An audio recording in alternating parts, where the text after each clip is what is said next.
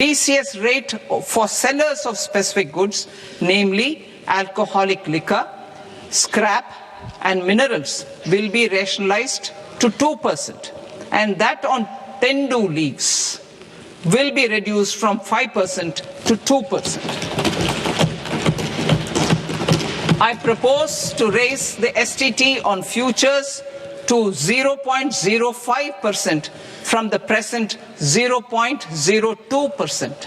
STT on options premium and exercise of options are both proposed to be raised to 0.15% from the present rate of 0.1% and 0.125% respectively. We reformed the taxation landscape for corporates in 2019 by providing them a simplified regime with lower tax rate so that they could productively focus on business rather than on claim of deductions and exemptions. To encourage companies to shift to the new regime, set off of brought forward MAT credit, minimum alternate tax credit, is proposed to be allowed to companies only in the new regime. Set off using available MAT credit is proposed to be allowed to an extent of 1/4 of the tax liability in the new regime. MAT is proposed to be made final tax, so there will be no further credit accumulation from 1st April 2026. In line with this change, the rate of final tax is being reduced to 14% from the current MAT rate of 15%. The brought forward MAT credit of taxpayers accumulated till 30th March 2026 will continue to be available to them for set off as above. Indirect taxes. I shall now take up proposals related to indirect taxes. My proposals for customs and central excise aim to further simplify the tariff structure, support domestic manufacturing, promote export competitiveness, and correct inversion in duty. To continue weeding out long-continuing customs duty exemptions, I propose to remove certain exemptions on items which are being manufactured in India or where the imports are negligible. Similarly, to further simplify the process of ascertaining the rate of duty applicable on a particular item, I propose to incorporate certain effective rates in various customs notifications to the tariff schedule itself. I shall now take up sector-specific proposals. Promotion of exports of marine, leather, and textile products. I propose to increase the limit for duty-free imports of specified inputs used for processing seafoods for export from the current 1% to 3% of FOB value of the previous year's export turnover. I also propose to allow duty-free imports of specified inputs, which is currently available for exports of leather or synthetic footwear, to exports of shoe uppers as well. I propose to extend the time period for export of final product from the existing 6 months to 1 year for exporters of leather or textile garments, leather or synthetic footwear, and other leather products. Energy transition and security. I propose to extend the basic customs duty exemption given to capital goods used for manufacturing lithium-ion cells for batteries to those used for manufacturing lithium-ion cells for battery energy storage systems also. I propose to exempt basic customs duty on import of sodium antimonate for use in manufacture of solar glass. Nuclear power. I propose to extend the existing basic customs duty exemption on imports of goods required for nuclear power projects till the year 2035 and expanded for all nuclear plants irrespective of their capacity. Critical minerals. It is proposed to provide basic customs duty exemption to the import of capital goods required for the processing of critical minerals in India.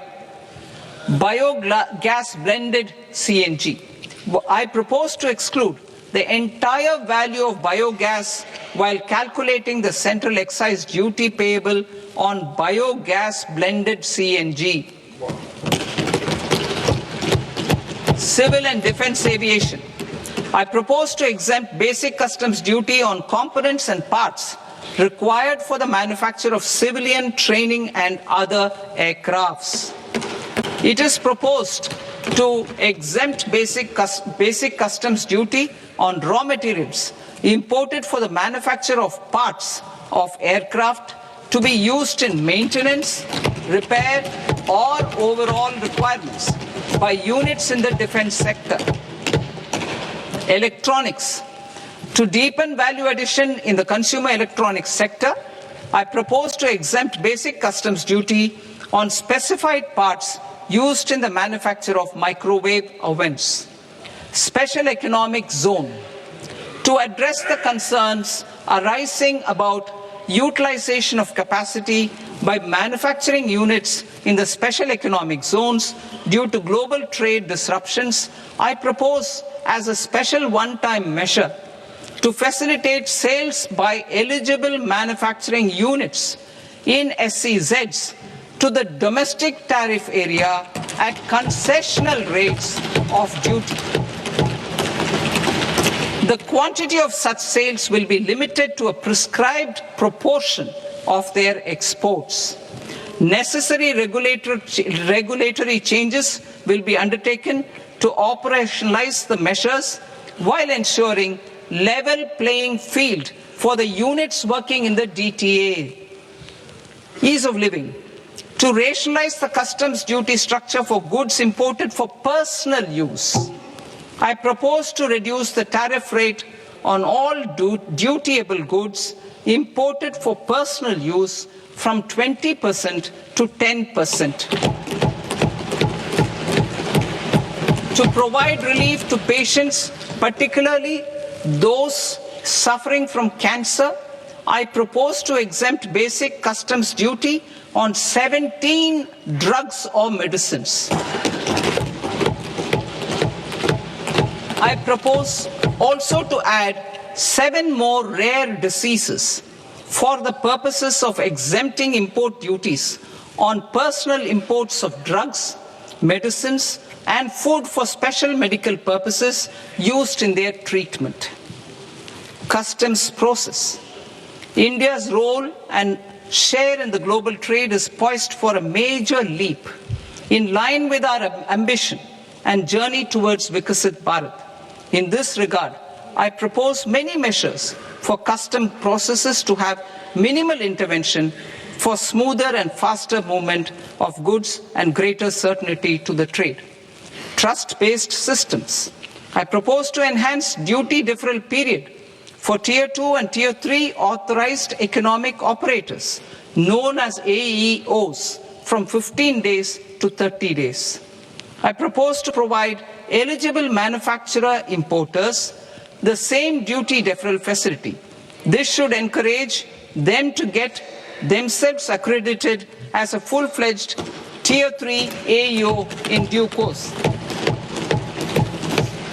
To provide greater certainty and for better business planning, I propose to extend validity period of advance ruling binding on customs from the present 3 years to 5 years. In the spirit of the whole of government approach,